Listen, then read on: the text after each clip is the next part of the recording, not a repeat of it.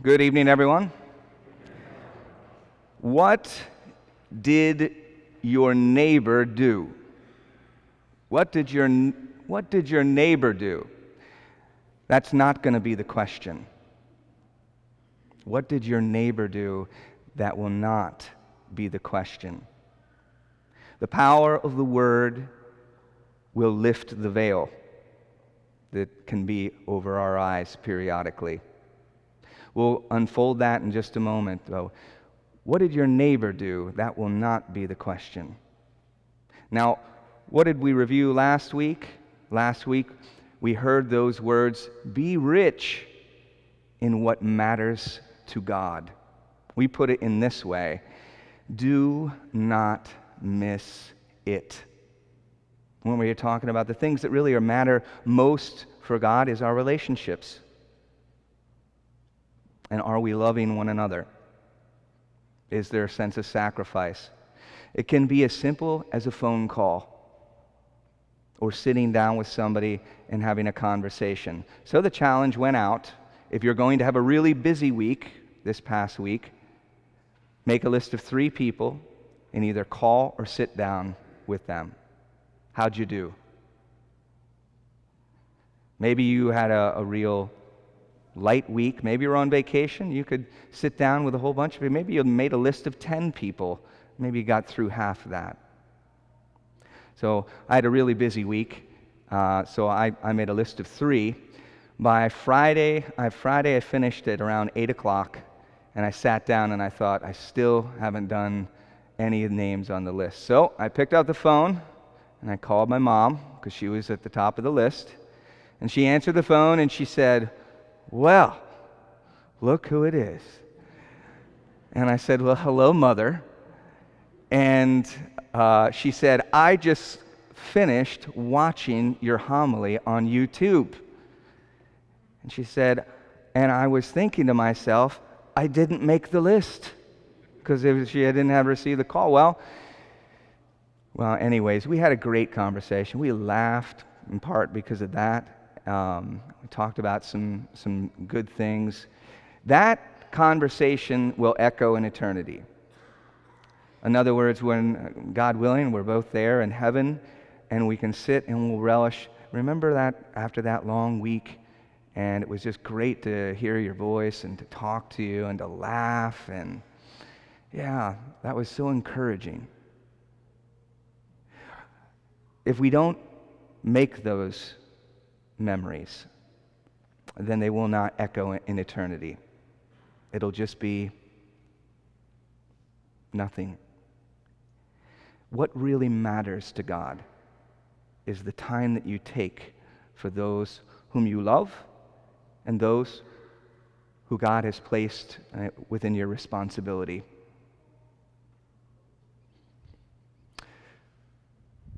Do not miss it. 3 people, maybe 10. Now, what did your neighbor do? Well, that's not going to be the question. See, we'll all stand before the judgment seat of God. I had 3 funerals this week, and Monday, Wednesday, and Saturday. And just about every one, they often choose from Romans, and Romans says, we will all stand before the judgment seat of God. Now, it's very important that we don't constantly get hit with this portion of the gospel. I think it would be exhausting. The revelation of Jesus Christ, the good news of Jesus Christ says that he pursued us now with a personal, he personally pursues you and me with a passionate, unrelenting love. And he's constantly doing that. That's the good news. The good news is that he's placed in our hearts something to give. The good news is that he wants us, as Irenaeus says, to give God glory. How? By living life fully. What is the glory of God? It's a person that is fully alive. This is the will of God. But part of the revelation of Jesus Christ is that motivation and reflection of the gifts that I've been given, am I giving away? Am I sharing? The gospel is talking about the sins of omission. Be careful not to say, oh, I know I'm supposed to be doing more, and that's very vague. There are talking about moments where you know, I have the resources to help in this particular instance. I'm being asked to help, but I choose not to help. It might be a sacrifice, and I just don't want to do that sacrifice.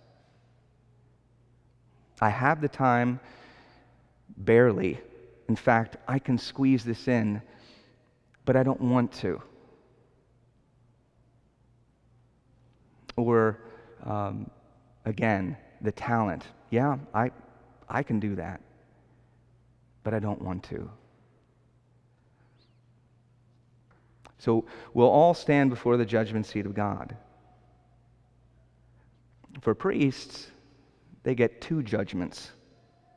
And we kind of see this here in the gospel. It's talking about, first of all, it's talking about everybody, all of us.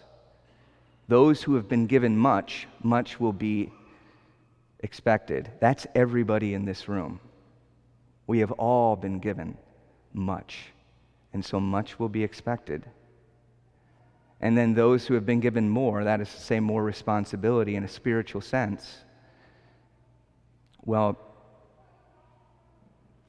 you'll be held to a higher standard. I think St. Augustine unfolded this and put it in that way, that there'll be two judgments for priests and bishops. I can just imagine. We'll either go to heaven, purgatory, or hell.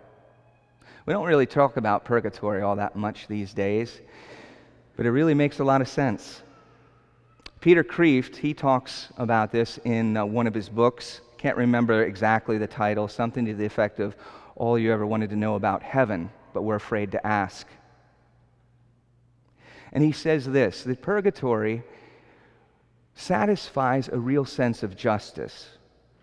All of us want justice, don't we? We don't want total justice because, he didn't seek total justice. He tempered justice with mercy. And so, but still, we want some manner of justice. And it's meted out there in purgatory.